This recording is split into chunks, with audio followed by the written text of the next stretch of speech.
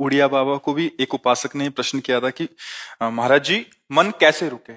तो उड़िया बाबा ने उत्तर दिया, नियम पालन से। यदि हम नियम पर दृढ़ रहें तो मन हमारा क्या कर सकता है? नियम तो परमात्मा देखता है। हम लोग नियम पर दृढ़ नहीं रहते, इसी से हमारे देश की दुर्दशा है। संध्या वंदन तक का नियम जाता रहा है। भजन करने के लिए नियम की बड़ी आवश्यकता। हाँ, बड़े नियम की आवश्यकता है। तो जैसे प्रातः काल से सायंकाल तक की हर व्यक्ति की अपनी एक दिनचर्या होनी चाहिए। ऐसा नहीं कि आज हम 4 बजे उठे, कल 7 बजे उठे, पर फिर मन को आप कंट्रोल नहीं कर पाएंगे। मन के लिए एक दिनचर्या होनी चाहिए कि हमको 10 बजे सोना है, 4 बजे उठ जाना है। तो फिर 4 से 4:15 नहीं होना चाहिए, 4 बजे उठ जाना, ऐसा नियम बना ले। और उठ करके हमको थोड़ी देर नाम जप करना है, थोड़ी देर हमें वाणी जी का गायन करना है, थोड़ी देर हमें ध्यान, एक अपनी दिनचर्या। फिर हम अपने संसार के कार्य के नियम, जो संसार के कार्य हैं, उनको भी करते हुए भगवान को समर्पित करें। जैसे जो पद में है, जो आपको राष्ट्र सेवा मिली है, जो आपको समाज सेवा के पद मिले हैं, या आपको जो घर की सेवा के कार्य मिले हैं, उनमें बहुत धर्म पूर्वक आचरण होना चाहिए। अगर आप अधर्म आचरण करते हैं, अपने पद का दुरुपयोग करते हैं, तो आप सुबह जग करके थोड़ा माला चला लीजिए, फिर भी आपका कल्याण नहीं होगा, क्योंकि आप अपने पद का, अपने सेवा का दुरुपयोग कर रहे हैं। जैसे हम जानते हैं कि अधर्माचरण है, ये अधर्मी है, हमें पता है दोषी है, और वो हमको कुछ धन दे देता है, और हम उसको मुक्त करवाने की बात सोचते हैं, और जो निर्दोष है उसको फंसा देते हैं। अब तुम चाहे जितना माला चलाने की कोशिश करो या दान पुण्य करो, वो तुम्हारा अधर्म आचरण, वो अधर्म का धन तुम्हें सतमार्ग में नहीं जाने देगा। नियम लेना चाहिए कि जिस पद में है, जिस धर्म में है, जिस कर्तव्य में है, चाहे कुछ भी हो जाए, हम अपने कर्तव्य से विमुख नहीं होंगे। जितना जप महान है, उतने कर्तव्य महान है। दोनों बातें समझना है। जब माला फेरा और इसके बाद बेईमानी, अधर्माचरण, इनका कोई नियम नहीं है कि हमें कैसे चलना है, तो वो माला काम नहीं कर पाएगा, क्योंकि उसका तभी सत्य भाव माना जाएगा माला जपला जब धर्माचरण है। धर्माचरण नियम से। बोले वो बड़े कट्टर नियम वाले हैं, उनको घूस नहीं, आप उनको भयभीत करके नहीं काम करवा सकते, प्रलोभन में काम नहीं करा सकते। ये हमारी गृहस्थी है ना, तो गृहस्थी के पालन के लिए धन चाहिए, और धन के लिए हम धर्म को आगे रखें, धन को नहीं। धर्म को, हमारा कर्तव्य क्या, प्रायः जैसे पूज्य बाबा ने कहा, आज हमारे देश में बहुत दुर्दशा हो रही है। दुर्दशा हो रही, क्यों? क्योंकि सब अपनी जगह से गलत हो रहे हैं। अगर अपनी जगह हम ठीक रहे तो हमारी दुर्दशा नहीं होगी। हमारा भजन कम होगा, लेकिन हम धर्म से चल रहे हैं तो हम विजयी होंगे। हम भगवान को प्रसन्न कर सकते हैं, क्योंकि हमें जो कार्य मिला है वो भगवान का ही कार्य, सृष्टि भगवान का कार्य। जैसे नए बच्चे कुछ वकालत पढ़ रहे थे, तो यहाँ के प्रश्न किया था कि हम जानते हैं कि वो दोषी नहीं है, हम जानते हैं कि वो दोषी है, पर दोषी हमें पैसा दे रहा है, तो हम वकालत पढ़ी इसीलिए, हम उसको जिताएंगे, तो क्या कोई पाप है? तो उनका खुला पाप है। बोले नहीं, हमारी कोई ऐसा कंपनी दो, ऐसा कुछ बोले कि हमारी कंपनी को ये सिखाया जाता है, तो हमको तो ये करना ही होगा, अगर नहीं करेंगे तो हमारी वकालत का मतलब क्या रहा? तो नहीं, वकालत का मतलब अधर्मी को मुक्त करवाना नहीं है। वकालत का मतलब अधर्मी के सबूत एकत्रित करके उसको दंड दिलवाना है, और धर्मात्मा को मुक्त करवाना है। अब इसके लिए आपके पास अर्थव्यवस्था अगर कमजोर भी है, तो धर्म व्यवस्था आपकी पूरी है। धर्म व्यवस्था ठीक है तो परिवार स्वस्थ रहेगा, सुखी रहेगा, भगवान आप पर प्रसन्न रहेंगे।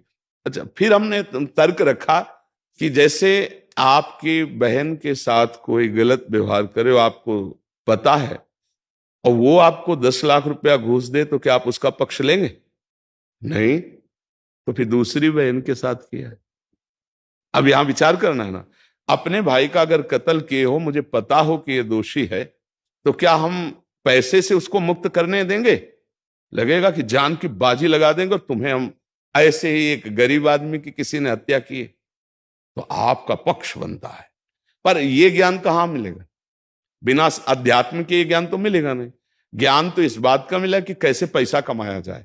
अच्छा, वो पैसा यदि अधर्म से आया है तो आपकी दुर्दशा कर देगा, आपकी बुद्धि भ्रष्ट कर देगा। तो जो बाबा कह रहे हैं कि आज हमारे समाज की बड़ी दुर्दशा हो रही, उसका कारण यही है कि हमें अध्यात्म का ज्ञान नहीं, हमें धर्म का ज्ञान नहीं, और बड़ी बड़ी गलतियां हो जाती है।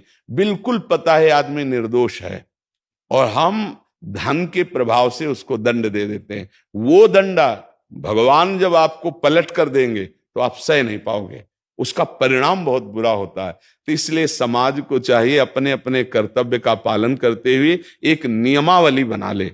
जैसे कुछ दुकानों का नियम होता है कि वहां फिक्स रेट होता है, नहीं होता?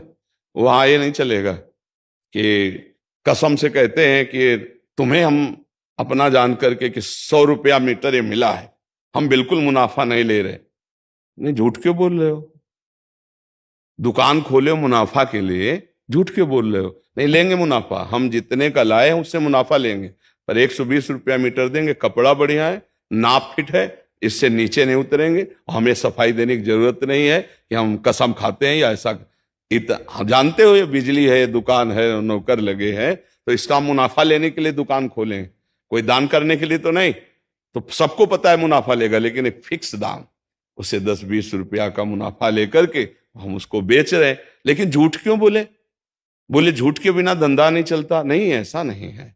अब असत्य बोलोगे तो उससे जो आपको मुनाफा मिलेगा वो आपकी बुद्धि भ्रष्ट करेगा, और सत्य है कि मुनाफा के लिए है वही चीज, और आप एक फिक्स रेट में दे रहे, बढ़िया है।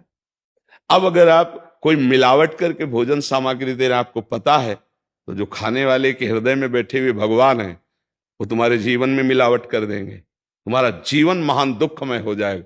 ये कहां समझा जाता है? एक आदमी सिंथेटिक दूध बना रहा है, उससे कहो ये अपने बच्चे को पिला, नहीं पिलाएगा। फिर ये दूसरे का बच्चा जब पिएगा तो उसकी हालत क्या होगी? दूसरे शरीर में जाएगा तो हालत क्या होगी? वो केवल धन की बुद्धि रख रहा है।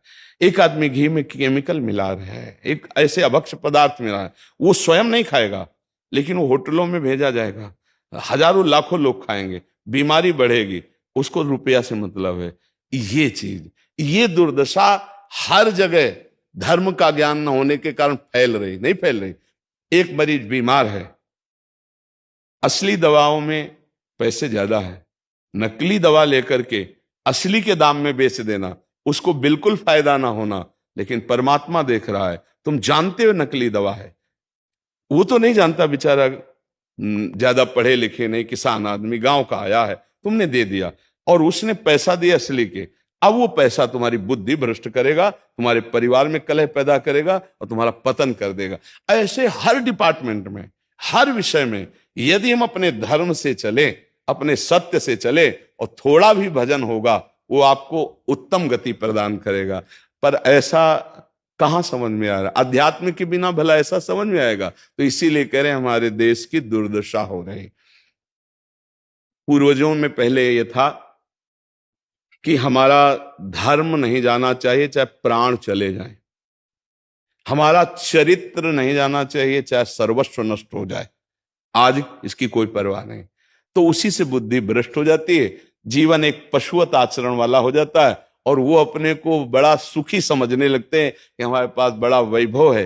लेकिन प्यारे, उस दिन को याद करो जिस दिन तुम्हारा आखिरी समय होगा, ना तुम्हारा फार्म हाउस जाएगा, ना महल तुम्हारा जाएगा, ना बैंक बैलेंस जाएगा, ना कोई व्यक्ति, और ना ये शरीर। अब तुम्हारे कर्म तुमको भोगवाएंगे। उस समय की कौन याद करता है?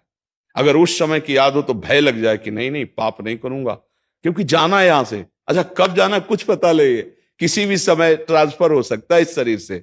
तो हमें लगता है कि महापुरुषों के जो वचन है कि हमें एक नियम से जीवन जीना चाहिए, धर्म पूर्वक जीवन जीना चाहिए, अपने कर्तव्य का पालन करना चाहिए। जो हमारे लिए कर्तव्य, आज प्रायः धन प्रधान बुद्धि होने के कारण कर्तव्य स्वाहा हो रहा है। एक विद्यालय में विद्यार्थी के लिए जो गुरु पद में बैठा है, उसका क्या कर्तव्य है? वो अपने कर्तव्य को भूला हुआ है।